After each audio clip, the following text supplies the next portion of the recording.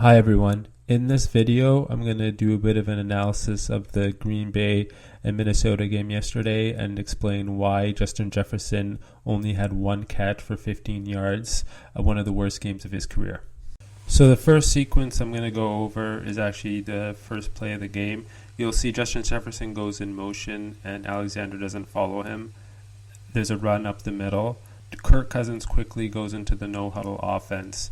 He's expecting Jaire Alexander to stay on top, the same he did in the first game, but he sees that Jaire Alexander actually follows Justin Jefferson to the bottom, so he audibles out of the play into another run up the middle.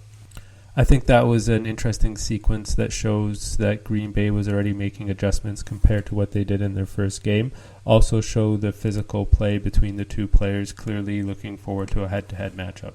The second play I'll show is Justin Jefferson going over the middle. I just wanted to show that there was help over the middle with the safety, so it wasn't like Jaire Alexander was one-on-one the whole game. And the second thing the play shows is that Justin Jefferson had problems with his footing all game. He wasn't the only player, as you can see in the second clip. This play on the goal line, I think Kirk Cousins makes a bad read. He could have had Justin Jefferson in the middle for a touchdown. Instead, there was a bit of bad timing. He looks to the right, but by the time he looks away, the receiver still hasn't turned around. He throws the ball into the flat, and I think this is a real missed opportunity for Minnesota. The next play is a pass breakup by Jaire Alexander. He makes a really nice play on the ball. There's two other things I noticed, though. There was some incidental contact, probably not enough for pass interference, but I have definitely seen this being called before on less contact. He does a nice job of not actually holding on to the jersey. You can see he does pull it a little bit, but he doesn't get a firm grasp, which I think is why there was no pass interference called.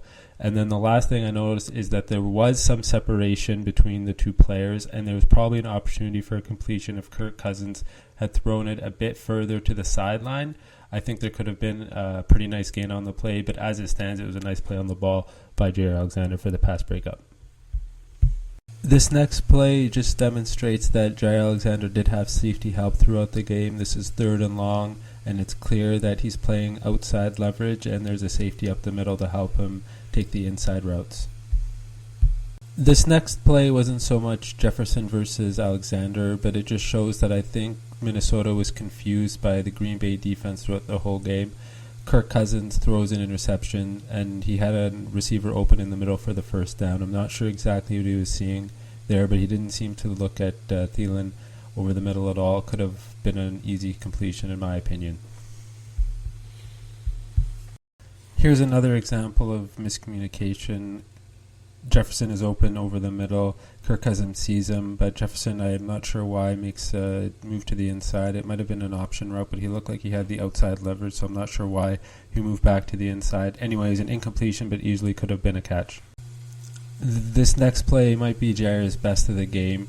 He presses Jefferson, completely screws up the timing of the play, and probably would have had an interception had the ball not been batted down. You can see in the clip that he's a yard across the line of scrimmage on the press. You don't see that very often, and I think Jefferson was a bit surprised by that because most of the game he didn't press this hard. This next play just shows that Green Bay was constantly changing up their coverage. In some cases, Alexander was following Jefferson across the field. In this case, he was playing back and then presses up at the last minute, changing the read for Kirk Cousins, who had to throw it underneath. Probably didn't expect this play to happen as it unfolded. This next play is another interception, and I think another misread by Kirk Cousins. He's going to Jefferson over the middle. Jefferson slips a bit, which is indicative of the bad footing he had all game, and the ball is tipped, so it's hard to kind of blame Cousins. But I think he had Thielen deep behind Alexander, seemed to have a step on him. I'm not sure why he didn't see that, but it looked like it had an opportunity to be a long touchdown. On this play, I think Jefferson had an opportunity to sit down in the middle of the zone rather than continuing his route. He could have had a pretty nice gain if Kirk Cousins, and I think Kirk Cousins actually was expecting him to stop. You can see that he double clutches the ball. That was mentioned by Tony Romo. And the other thing is that Green Bay kept mixing up their coverages. They were not shadowing Jaire Alexander on Jefferson the whole game. This is Jefferson's only catch of the game. Pretty simple throw on off coverage. I'm not sure why Minnesota didn't do this more throughout the game. but it shows that there were some opportunities for easy completions. The last play I'll show, I think, is maybe the most impressive Justin Jefferson had of the whole game. There's a deep throw over the middle, intercepted by Green Bay. Jefferson clearly sells out to make the tackle, and not only is he going 100% to make the tackle, he also makes a heads-up play to strip the ball, and does strip the ball, except it's out of bounds. And I know some people were saying that Jefferson kind of let the game get away from him or lost his head a bit, but I actually think he showed that he was giving his full effort throughout the end of the game. He easily could have just given up on the play. It was 34-3, could have just done it to avoid injury, but I think it's an impressive play to show his competitiveness and his intelligence as well.